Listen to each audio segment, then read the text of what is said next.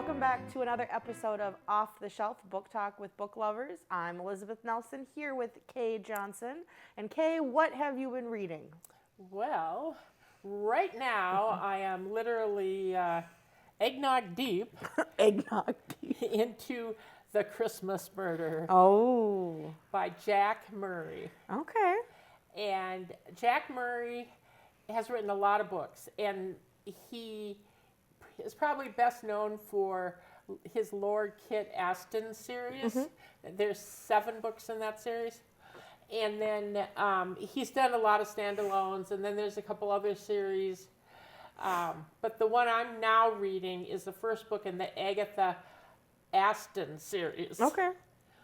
And these take place in about 1870. And Agatha is independently wealthy and enjoys traveling and all sorts of things, and has no interest in getting married, but all of her friends are getting married. And she has this aunt, Daphne, who is hell-bent on getting her married. And so she did do a frontal assault on Agatha, but Agatha's really witty and clever and can outflank her.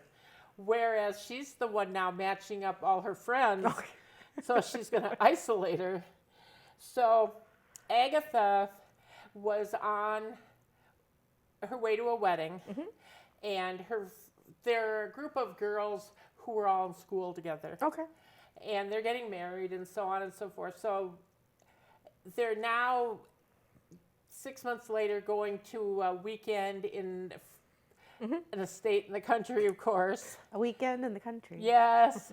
And they're on a train, and her aunt had wanted to fix her up with this guy named Eustace Frost. And at the wedding, she met him, but he was drunk as a skunk and passed out on the floor with a bottle of champagne in his hand. He did not impress Agatha. So now she sees him on the train waiting to board because he's going for the weekend too. And then as she's standing there, someone steals her bag, and he chases it and gets it and so on. She finds out later that he paid the guy to steal the bag so he could meet Agatha. So anyway, there's a blizzard. The train gets stalled. They end up going to this like little tiny town, spending the night in a train depot, and there's a police chief on the train with 2 crooks, and the crooks escape and hold these folks all hostage. But Agatha she uses her umbrella, and they think it's a gun.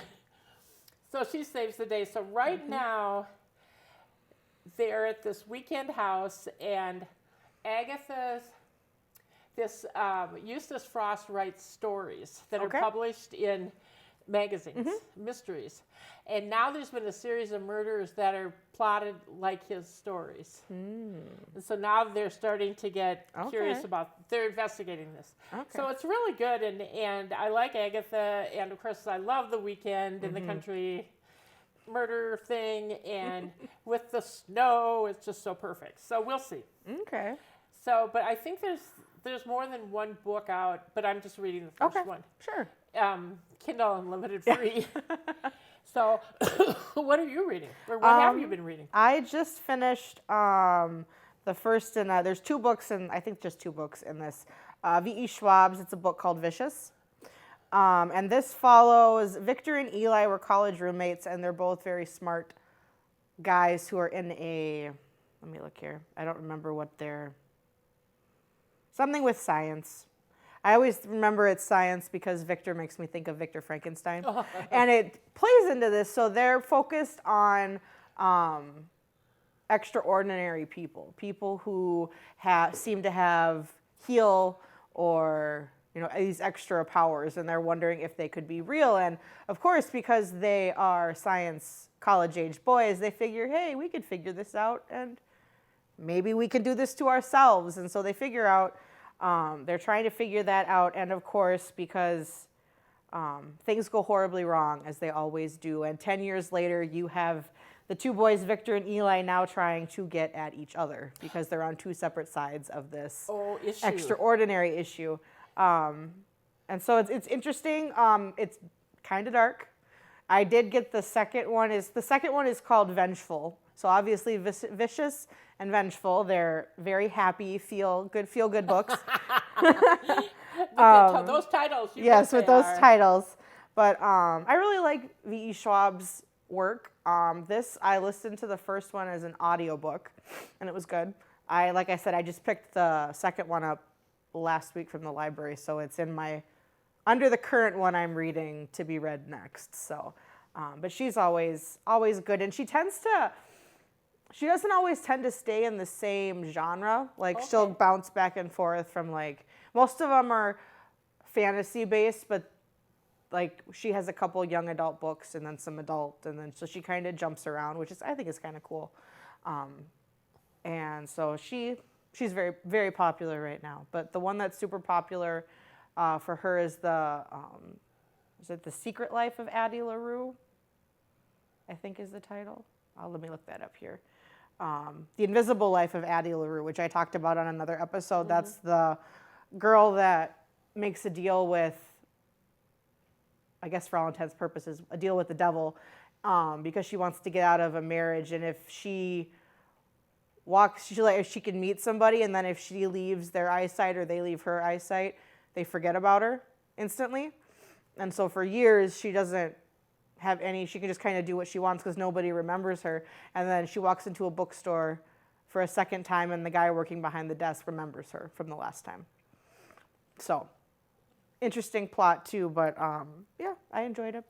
You know, it reminds me of a book, and I don't remember the name of it. Maybe you remember it. I don't know. I don't know. It's about a woman who is sort of, unattractive, overweight, all these things. And she makes some kind of a deal with the devil, I think. And she's beautiful, but she has a tail. Is that the Meryl Streep movie? There's a Meryl Streep movie where she makes a deal and gets young. I'd have to look it up. I'm not sure. And yeah. But it just... She has a tail. Yes, and so she's got to figure, she's beautiful, but... Yeah. Huh. Yeah, I don't know. I'd have to look into that, I guess. Yeah, I can't think of the name. It was a pretty good book. Okay. And it was, I've got to think about it. We'll think about it and get back to you all on a future episode. Yeah, right. So, if you're into Christmas, which is sort of 'tis the season. I have two children. They're pretty hyped for Christmas. I don't know if you have ever read any of the Sherlock Holmes and his daughter Lucy books. I don't think so. And they're by Anna Elliott. Okay. And there's 35 books, and there's a variety of novels and short story combinations and all sorts of stuff like that. But Christmas on the Nile is the one I'm reading right now. Well, I'll read after I finish the Christmas book. And it's got everybody. It's got Sherlock and Watson and Lucy and Lucy's husband, and I think there's a child, and I don't know all. But they're trying to elude, I think, Moriarty. Okay. And so they're at different points in London, and they're all like kind of secretly gathering to go on this cruise on the Nile.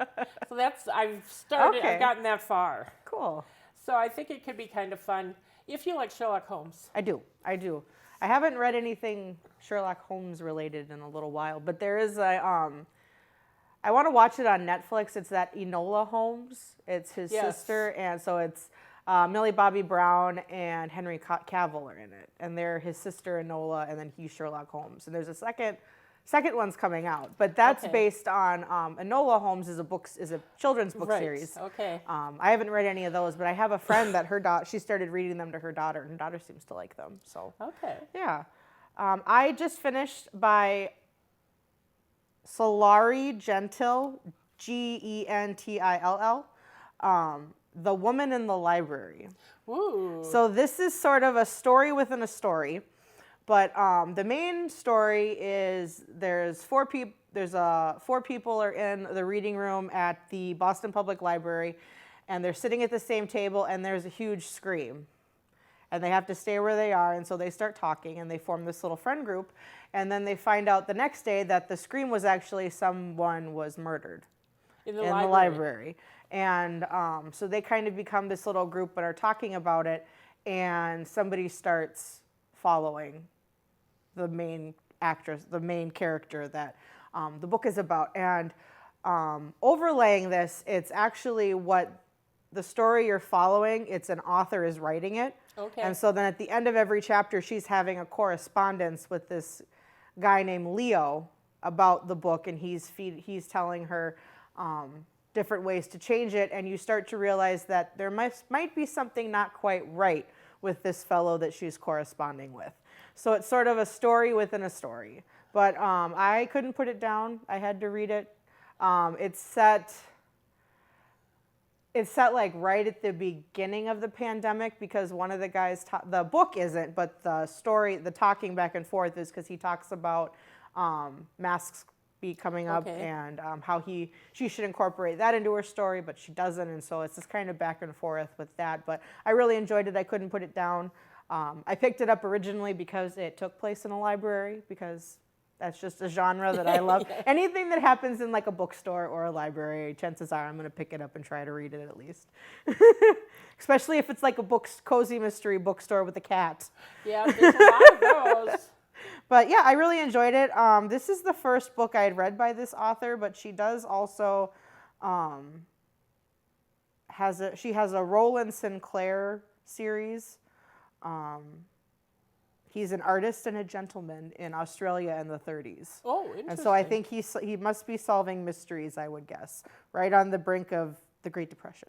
So, but she is from Australia, and the author that's writing the book is in Australia, and then the guy she's talking to is in Boston. So that's kind of how they got talking. Leo's in Boston. Leo's in Boston. Yeah. So but Leo, good guy or bad guy? well, you'll have to read it to find out. I knew that. But I did really enjoy it. Went really quick. Not a tome, which was nice. You got to change it up sometimes. And sometimes it's nice to read books that just kind of flow. So Yep, I'm big on that. yes. What else have you read, Miss Kay? I am in the process of reading. James Patterson has a series of books out called Book Shots, Okay. and they're cheaper than normal books. But I think it's because they're shorter. But he has 3 out that feature Detective Luc Moncrief, and he's French, and he's on an exchange program to the U.S. Okay. And so the first book is French Kiss. The second one is The Christmas Mystery. Okay. And the third one is French Twist. Oh, okay. And they're good. Detective Luke is rich and attractive, of course. But he's a widower. His wife died, and he's having a very difficult time. Okay. Even though it's been a year, Yeah. he's matched with a partner, a woman who speaks French, but Okay. she is not French. Okay. And so the woman tends to be very direct, and where he's more loosey-goosey and sort of genteel, and Yeah. so they're kind of a good pair, and it's fun. The Christmas Mystery, they end up trying to track a series of forgery paintings. Okay.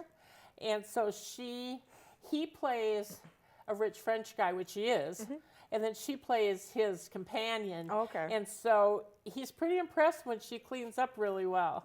And so they go to Paris for Christmas because his dad dies, and so she goes with him to Paris. Okay.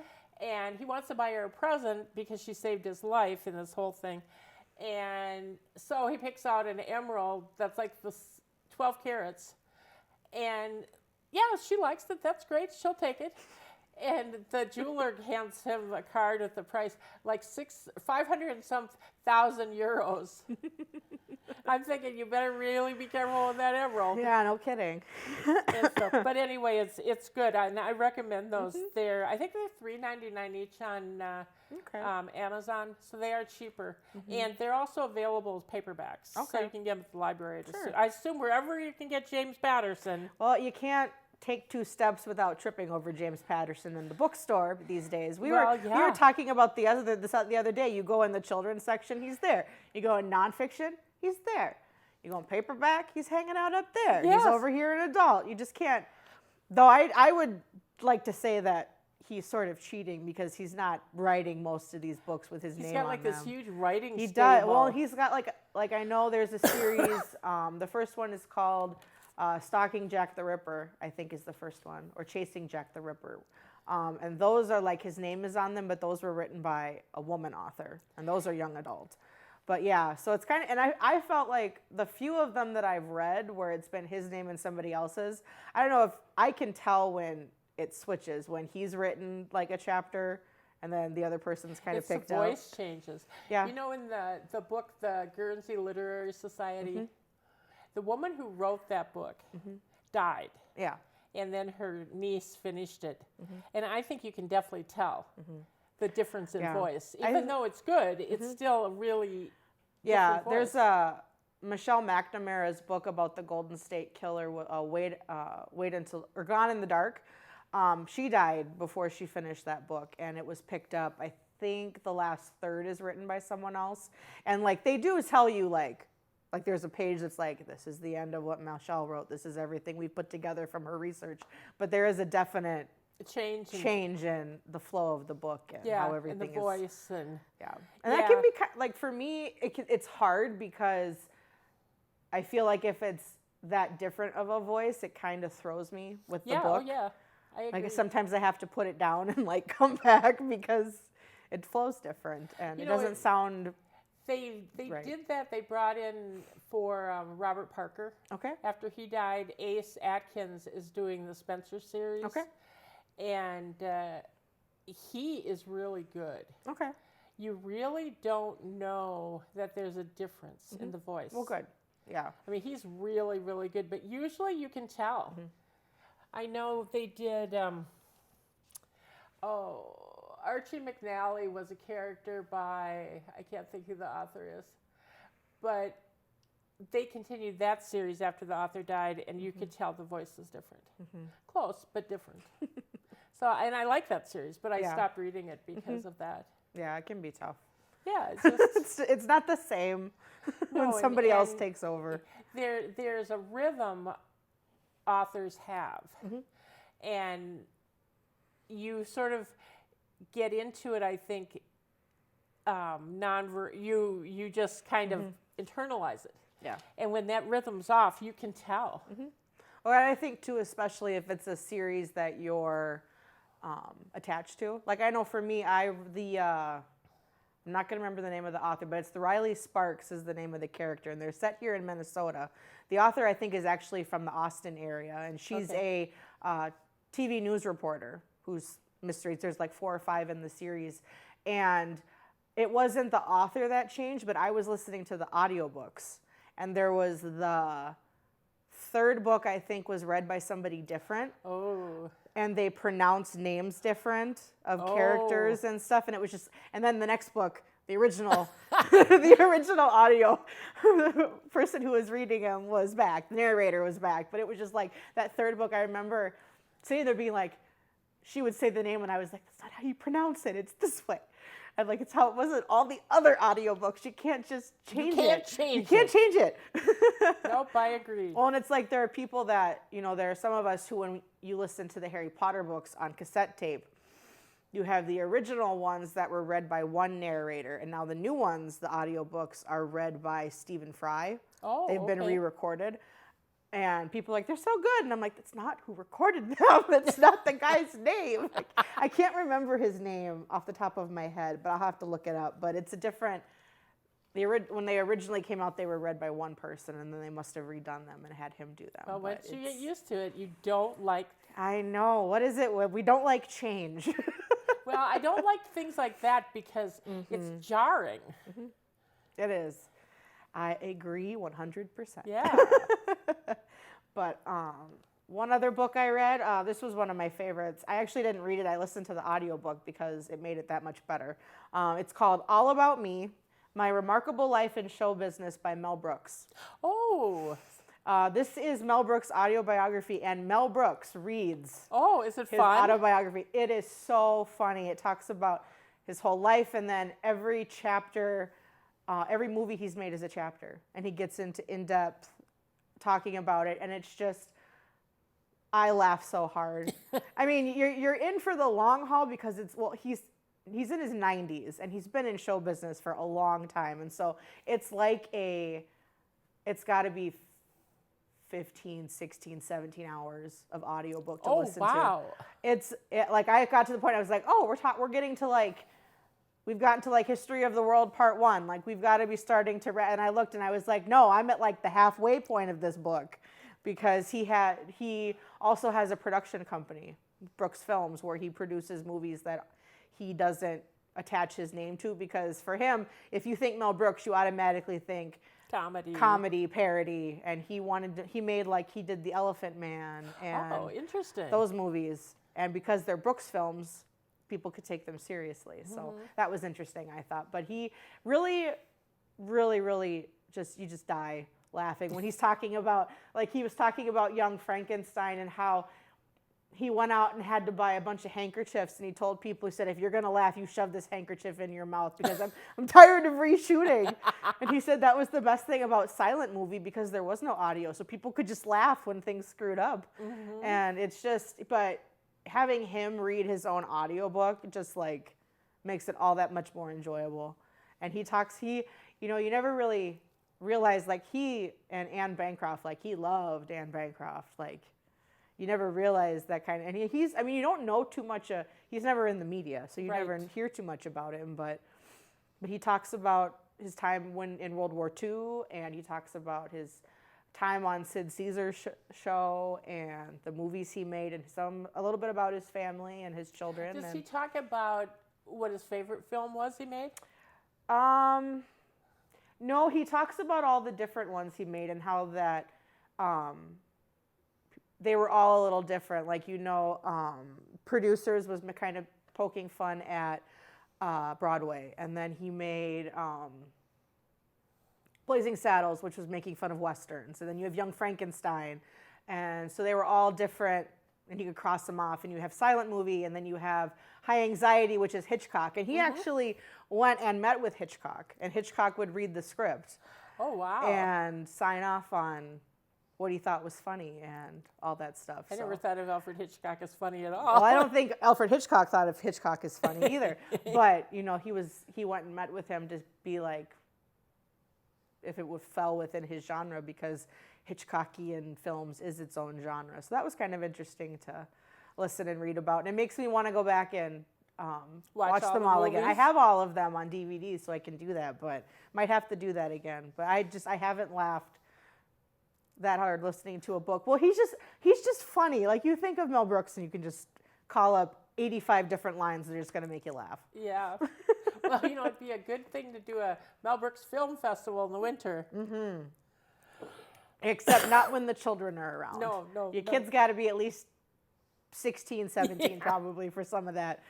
Maybe 18 for some of them. Yeah. But That's true. Yes, but I don't know. I think it's going to be a very, very sad day in the movie world when Mel Brooks is gone. But I didn't even realize his son is the one who wrote World War Z. Yes. And he actually, the son that wrote that, has dyslexia. And I didn't know that. His mother, Anne, had to work with him in the school, and she got him into typing, and she said, if you're going to be a writer, you're going to have to learn to find other ways of getting your story across if you can't do it the regular way. And so she worked getting him into computers and that kind of stuff so he could get into the writing.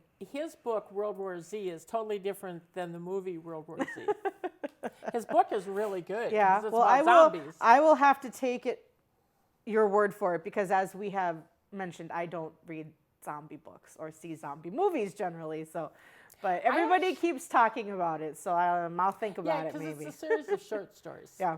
Mm-hmm. And I thought it was good, but I was surprised when the movie came out because it was so different. But I shouldn't be surprised, because they always ruin a good book. Yeah, you can't. They're turning my Sarah J. Maas's series, The A Court of Thorn and Roses. Hulu is going to be adapting it into a series. And they haven't announced anybody who's acting in it yet, but it's just one of those things where you're never going to make everybody happy, because I always find it funny, because for me, an author can list the description out of what the person looks like, and I can tell you that they're still going to look different in my brain even than what the author says, because it just it's is how the people take root in your brain. So I'm like, the author's giving me guidelines. I can embellish how they look the rest of the way myself. And I think that's what makes the book so much better than a movie, because you go into the movie with all these preconceived notions, and then when they don't match, if all of a sudden the main character's blonde instead of this raving brunette or whatever, or it's 25 instead of 82,